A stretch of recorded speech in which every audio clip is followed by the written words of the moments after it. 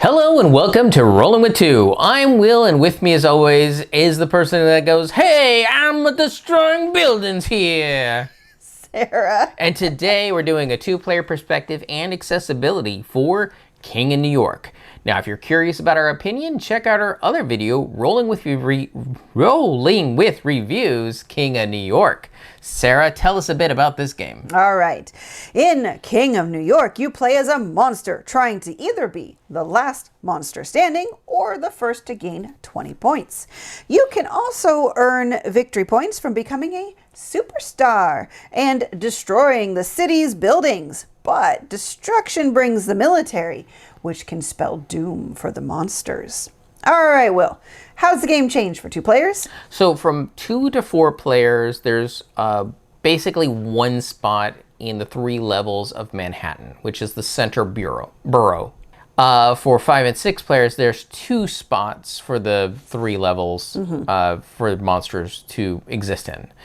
There is no bot. However, the game does have the military units, so the board will react to certain events based on what's rolled. Yep. But it's not really a bot. Yeah, it's nothing you control per se. It's just a state of the game that you have to be aware of. Right. So issues at a 2-player count, kind of like King of Tokyo. It's just there's lower chaos just due to how, I don't know, the city, how you interact with the city and how the city interacts with players. There's just not as much chaotic stuff going on. However, this is kind of a, you may like it, you may not like it. I think like King of Tokyo, most people don't like the lower chaoticness or less chaoticness. The other thing is there's then just less interaction between the players because there are actually boroughs on the board that you can move around to. Whereas in King of Tokyo, you're either in or outside. Well, technically, that still exists because you're either in Manhattan or you're in one of the other boroughs. That's and true. If you're in one of the other boroughs, you attack anyone in Manhattan, and if you're in Manhattan, you attack everybody else that's in the other boroughs. There's just a little bit more layer with the city interaction in destroying buildings. There are buildings specific to each borough. So if I'm in, I can't remember any of, I'm sorry, I'm not in New York. Like Staten Island. So if you're in Staten Island and you destroy a building there. Or the Bronx. If someone else is in the Bronx, you destroying a building over in Staten Island is not going to affect the person in Bronx. However, if stuff's destroyed in Bronx and you have the military there and you roll a number of was it ouch symbols? Yeah, something like it. Ouchie. It could inadvertently attack the people in the other boroughs. Which is why more chaos happens and more player interaction happens at higher player counts. Yeah.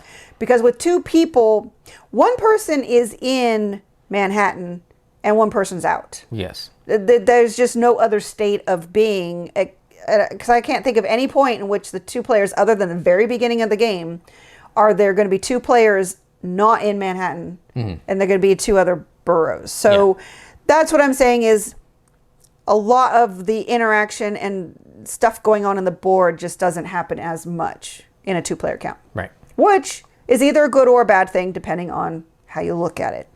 Because what is good is if you like the 2-player count, it is very strategic. Because like there was a point where you destroyed a bunch of buildings in a specific borough and then left. Well, I made sure I went to Manhattan, destroyed as many buildings as I could, leaving a huge army there. Yeah. And then as soon as you attacked me, I fled. And then I triggered the ouch symbols so that it attacked you. Yes. And there was very little you could do because you're like, oh, I'm here, and they're all looking at me, and they're shooting at me. Right. So there is much more strategic element to the game at 2 players, which you might or might not like. So moving on to accessibility. So this is kind of a weird one. If you have played King of Tokyo, this could be challenging to learn.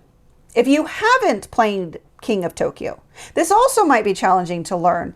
Just because so much of it builds off King of Tokyo, but if you're too used to playing King of Tokyo, learning the differences here might be difficult. Yeah, and this is because this leads into one of the other problems is how many phases are in the game. And slotting what you know from King of Tokyo into all those phases is where a lot of your lines get crossed. Right. But there's aspects where having played King of Tokyo makes this easier. So it's really a mixed bag on learning. And we can't say which is really better, other than we had some challenges of just trying to remember all the things and disassociating King of Tokyo with this. Yes. Okay, the board is visually busy, and it's just one of those things because, again, we're used to King of Tokyo. You're either in Tokyo or not, or at higher player counts. There's the Bay. Having such a vivid background along with all the areas, it was a little hard to parse at first. Yeah, because each borough will have 3 stacks of building tiles. Yes. And then some of the military will start filling up more of that space. And that's just it. Like, there's places for all these things, but after a while, there's not room for all these things. So you end up growing off the board very quickly, especially if you're playing at higher player counts. The monster figures just really won't fit. So you kind of have to place the monsters adjacent to the borough that they're in and hope you don't knock anything to forget which borough you were actually in.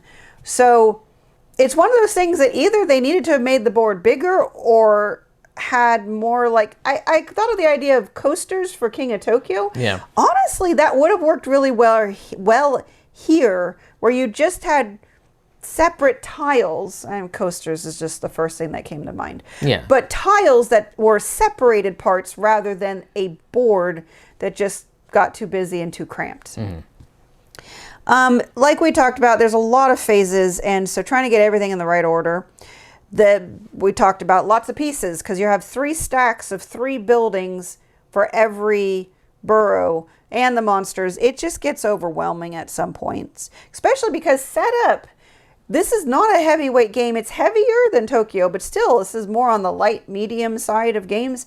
Setup is kind of long for what you would think this would be. And Yeah, because it wants you to basically mix up all Yes. 45 tiles, then create 9 stacks, Yeah. or well, 9 tiles in each borough. Yes. Each borough, there's 5 different boroughs. Each borough will also have 3 different stacks. So 3, 3, 3, 3, 3, 3, Yeah. 3, 3, 3, 3, 3. And it's just making sure it's going all in the right place. Yep. And like you said, then throw in the monsters. Right. So again, it can be a bit much. Now, just like King of Tokyo, they didn't change the size of the dice. So if you had issues with the dice in King of Tokyo, these dice are still big. And so you might have trouble rolling them. The rules are the same kind of formatting, so small text. I would say the rules were a bit sloppier as well teaching. It was not as, well, the game is not as straightforward as King of Tokyo. So it was a little challenging to learn. Yeah.